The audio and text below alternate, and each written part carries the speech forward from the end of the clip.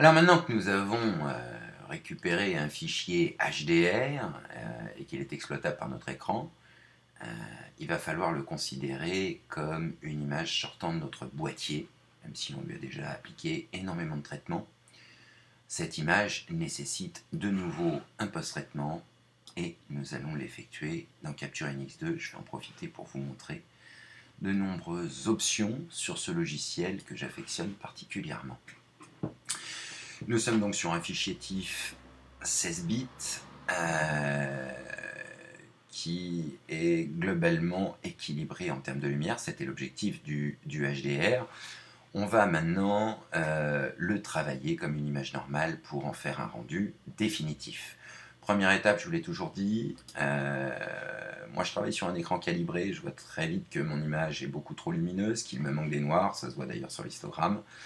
Je vais immédiatement lui réappliquer un coup de niveau automatique. Si vous n'avez pas d'écran calibré, de toute manière, je vous invite à cette opération pour éviter les dominantes couleurs que vous ne verriez pas à l'écran. Je vous l'ai déjà expliqué dans le tutoriel précédent. On constate à l'évidence que la mise à niveau automatique m'a de nouveau rebouché beaucoup trop par une augmentation des noirs des rochers. C'est pas du tout ce que je veux conserver.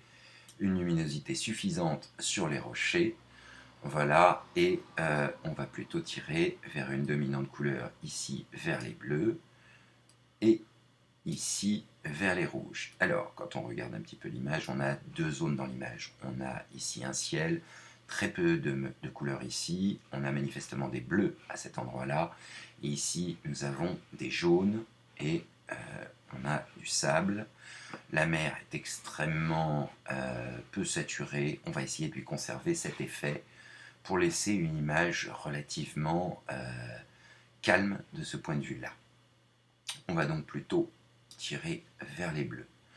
Voilà, dans une nouvelle étape, on va s'occuper de notre sable et je vais vous montrer un outil de sélection qui est redoutable, qui s'appelle le Viewpoint, qui a été inventé par Nik Software et qui est utilisé dans Capture NX2 de base depuis longtemps, sous licence Nik Software d'ailleurs. Je vais sélectionner un point, et comme vous allez constater, immédiatement, il va me sélectionner quasiment, dans un rayon que je définis, les pixels qui ont une colorimétrie approchante.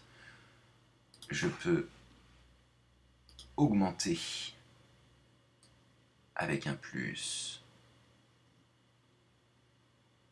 cette colorimétrie, voilà, et avec mon pinceau en moins, toujours avec une opacité relativement faible et un pinceau adapté en taille, supprimer les zones qui ont été sélectionnées et sur lesquelles je ne veux pas appliquer de filtre.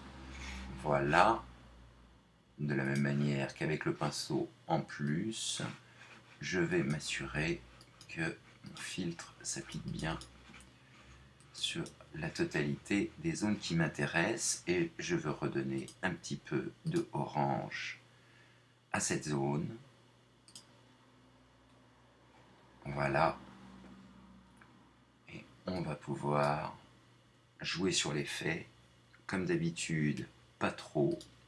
De nouveau, je peux le mettre en écran, ça blanchit beaucoup trop. Je peux le mettre en produit, ça l'assombrit beaucoup trop. On pourrait tout à fait diminuer le produit. Et comme vous le constatez, garder une image naturelle. En l'occurrence, je vais garder ce côté un peu péchu du orange. Et on va le laisser en normal. Ce qui a redonné immédiatement de la pêche à ma plage.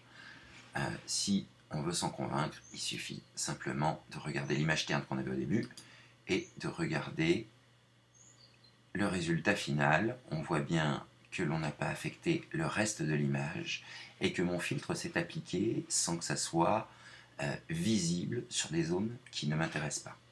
De la même manière, on va appliquer un filtre couleur dans le ciel. Je choisis pour ça donc une nouvelle étape. De nouveau, je vais lui affecter une couleur. Cette fois, bien évidemment, je ne vais pas prendre des rouges, je vais prendre des bleus. Voilà, et mon ciel commence à devenir En termes de colorimétrie, relativement uniforme. Si j'avais poussé sur des bleus très cyan, ça se verrait immédiatement. On va garder plutôt des bleus assez ternes. On peut de nouveau le passer en produit. On constate qu'on ne fait que densifier l'image. Il y en a un peu trop à mon goût d'ailleurs. On va le réduire. Voilà. On peut également utiliser un filtre que j'aime beaucoup sur les ciels, surtout quand ils sont faciles à détourer, et ici c'est le cas.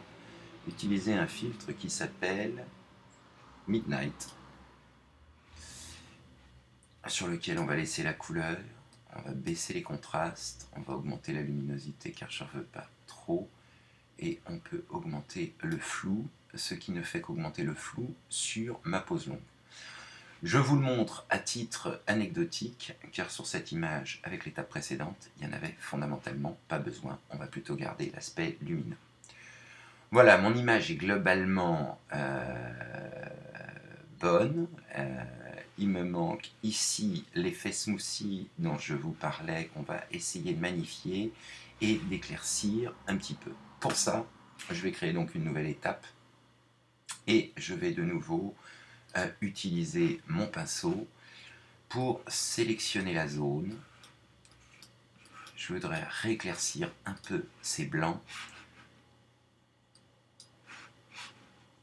On va donc changer le pinceau de taille.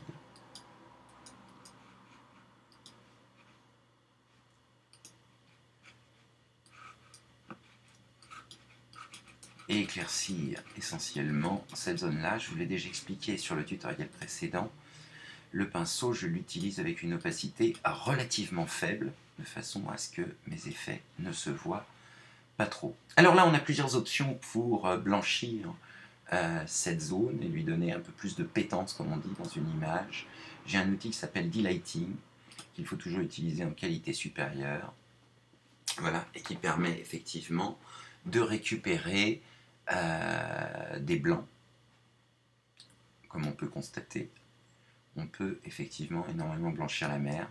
C'est très impressionnant. On peut utiliser un autre outil que j'aime beaucoup, dont je vous ai déjà parlé, qui s'appelle le Glamour Glow, dans lequel on peut mettre de l'éclat.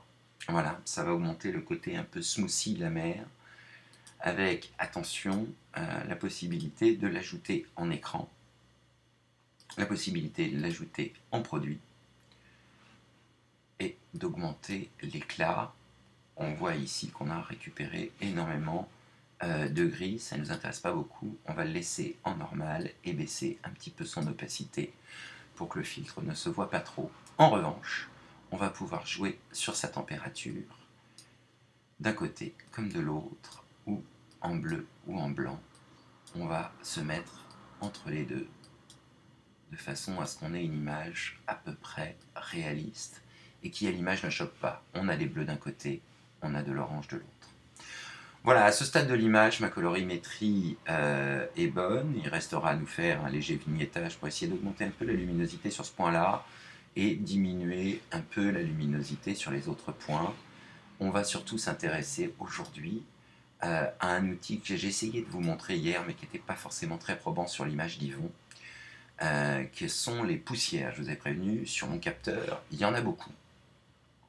Et je vais utiliser pour ça l'outil correction de poussière, dont je peux ajuster la taille, et nettoyer les poussières qui sont sur mon capteur. Bien évidemment, la pose longue n'a fait que les magnifier.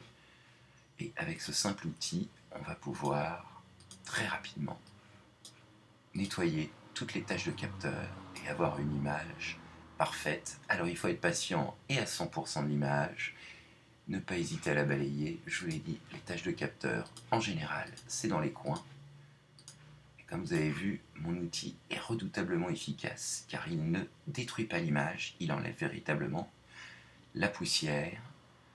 Alors, la problématique, c'est qu'il faut être pointilleux car on ne les voit pas forcément toujours facilement. On va forcément les chercher dans les coins. Là, on n'en a plus beaucoup. Ici, nous n'en avons plus. On n'en a pas dans la mer. Et nous n'en avons plus dans le ciel. Voilà, Notre image est donc nettoyée, elle est parfaite. On en a encore ici et là. Voilà, comme quoi vous avez vu, on a vite fait d'en louper quelques-uns. Dites-vous bien que tout le monde utilise ces outils-là. Parce que vos capteurs ne peuvent pas être totalement purs, sauf si vous ne changez jamais l'optique, et encore, j'en doute fortement. Voilà, notre image est propre. Il nous reste peut-être à faire une légère accentuation sur cette zone-là. On va la regarder à 100% de l'image pour ça. Effectivement, elle peut manquer un petit peu de netteté. Donc pour cela, nous allons la sélectionner. De nouveau, je vais utiliser mon outil pinceau et je vais sélectionner la zone, toujours avec une opacité à 50% de façon à ne pas trop affecter les zones que je ne veux pas affecter. N'oubliez pas que l'accentuation va avoir tendance à rajouter du bruit numérique et à l'intensifier. Et je vais utiliser pour ça l'outil mise au point avec un masque flou. En l'occurrence chez Nikon, un bon réglage c'est 20 et 10. Et je vais vous inviter à faire une petite correction, c'est de rajouter un seuil à 3% de façon à ce que les pixels individuels ne soient pas accentués. On va pouvoir constater avant et après, effectivement, j'ai récupéré de la netteté sans augmenter le bruit sur mon image. Et ça n'a affecté que la zone que j'ai sélectionnée. Voilà. Mon source est définitivement terminé, il ne me reste plus qu'à rajouter le vignettage. Ça, c'est ma touche personnelle. Je vous ai dit, je préfère les formes ovoïdes car elles ressemblent plus au vignettage naturel qu'on a sur une image. Je vais rajouter de la luminosité au centre et augmenter la taille du centre. Et effectivement, mon image se concentre sur le point vers lequel je veux vous emmener et dans lequel on tourne. Et l'image est tout à fait acceptable. À ce stade, il n'y a plus grand chose à faire. On peut l'enregistrer définitivement. Et ce sera mon source définitive. Je vous ai montré hier comment on utilisait le source définitif pour le transformer en JPEG et le publier sur Internet. Ici, j'ai pas de souci d'horizon. Ma mer est totalement plate. Et mon horizon est totalement linéaire. Je n'ai pas d'autres corrections à faire. L'image est donc terminée. Je vous souhaite à tous une bonne journée et à bientôt pour un nouveau tutoriel.